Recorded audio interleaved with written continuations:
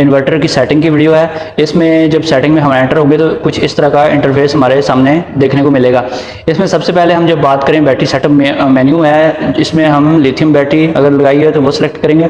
अगर lead acid या फिर ट्यूबुलर बैटरी लगाई है तो फिर यूज़ बैटरी वी या फिर यूज़ बैटरी वी परसेंटेज को सिलेक्ट करेंगे।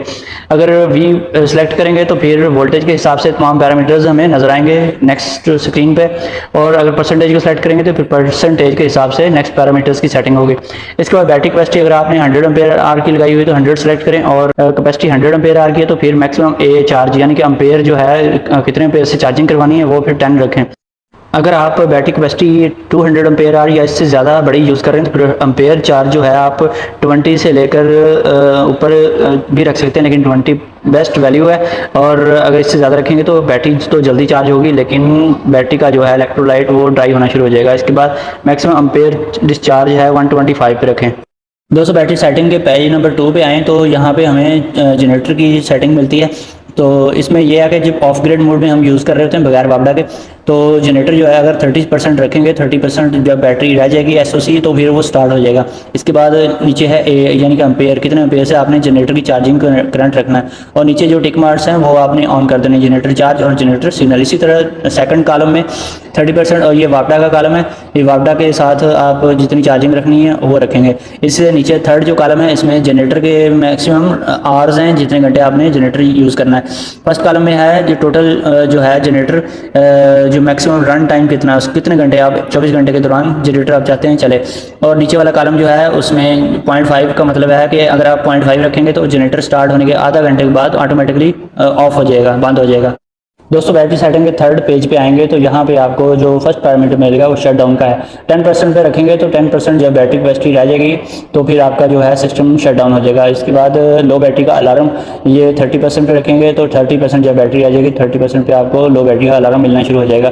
और इसके बाद है जी रीस्टार्ट, यानी कि शट डाउन होने के बाद कितने % बैटरी चार्ज हो जाए तो फिर रीस्टार्ट हो, इसे भी 30 या फिर 40% पे रखना चाहिए। इसके बाद नेक्स्ट पेज पे आते हैं तो इसमें हमें मोस्ट इंपॉर्टेंट सेटिंग जो है बैटरी की वो मिलती है। यहाँ पे फ्लोट वोल्टेज है, तो फ्लोट वोल्टेज जो है आपने अगर लेड एसिड बैटरी लगाई हुई है तो यहाँ पे फ्लोट वोल्टेज जो आपने 54 सेलेक्ट करने, और अब्जॉर्प्शन वोल्टेज जो है यहाँ पे आपने जो नॉर्मल बैटरी जो कार बैटरी होती है उसके लिए आपने 56.4 रखने हैं। अगर आप ट्यूबुलर बैटरी यूज़ कर रहे हैं तो फिर आपने 58.4 सेलेक्ट करने।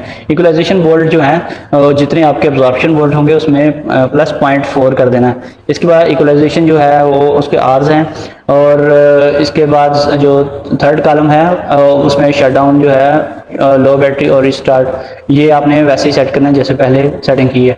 तो सिस्टम वर्क मोड 1 में आपने अगर नेट मीटरिंग यूज़ नहीं कर रहे तो जीरो एक्सपोर्ट टू लोड को सिलेक्ट करना है, और नीचे जो है बैटरी फर्स्ट या फिर लोड फर्स्ट, यहाँ पे आपने लोड फर्स्ट को सिलेक्ट कर लेना है।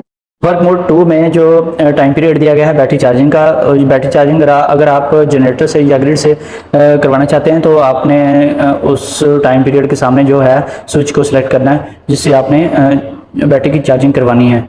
इसके बाद जो है हमारे पास ग्रिड सेट 1, इस यहाँ से आपने जनरल स्टैंडर्ड और 220 सिंगल फेज को सिलेक्ट करना है, और फ्रीक्वेंसी जो है यहाँ से आपने 50 साइकिल सेलेक्ट करनी है, और जो है पावर फैक्टर 1, जबकि रिकनेक्शन टाइम यानी कि जब दोबारा जब वापडा आती है तो फिर कितना सेकंड के बाद इन्वर्टर को ऑन होना चाहिए वापडा मोड के ऊपर, यहाँ से 60 सेकंड की बजाय आप 10 सेकंड भी रख सकते हैं।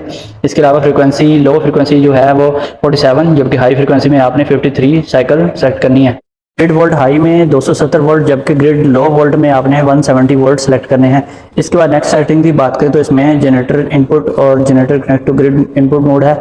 इसमें आपने स्मार्ट लोड अगर यूज़ कर रहे हैं हैवी लोड यानी कि, तो फिर स्मार्ट लोड को आपने सेलेक्ट कर लेना है। और अगर 1000 वाट रखा हुआ है पावर में आपने, तो इसका ये मतलब है कि सोलर की जब 1000 वाट पावर आपको जनरेट होनी शुरू हो जाएगी तो फिर आपका smart load heavy load on हो जाएगा।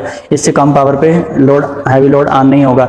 और इसका जो माइक्रो इन्वर्टर है इसको 95% पे ऑफ और 100% पे ऑन रखना है, जबकि अगर आप वोल्टेज लेवल यूज़ कर रहे हैं बैटरी का तो फिर आपने इसको ऑफ जो है 50 वोल्ट पे रखना है और ऑन जो है 52 वोल्ट पे रखना है। दोस्तों जेन बोर्ड की सेटिंग के बाद हमें देखने को मिलती है अपनी सेटिंग को लॉक करने वाला ऑप्शन। इसके अलावा हमें डिवाइस इंफॉर्मेशन सेटिंग मेन्यू मिलता है, इसमें हार्डवेयर की इंफॉर्मेशन है, और इसके अलावा हमें जो है फॉल्ट कोड्स जो डिफरेंट इसमें आते हैं वो वाले मिलते हैं। दोस्तों ये थी आज की वीडियो। अगर आपको वीडियो पसंद आई है तो वीडियो को लाइक करें और चैनल को सब्सक्राइब कर लें अगर आपने अभी तक चैनल को सब्सक्राइब नहीं किया। फिर मैं एक नई वीडियो के साथ। ओके, अल्लाह हाफिज़।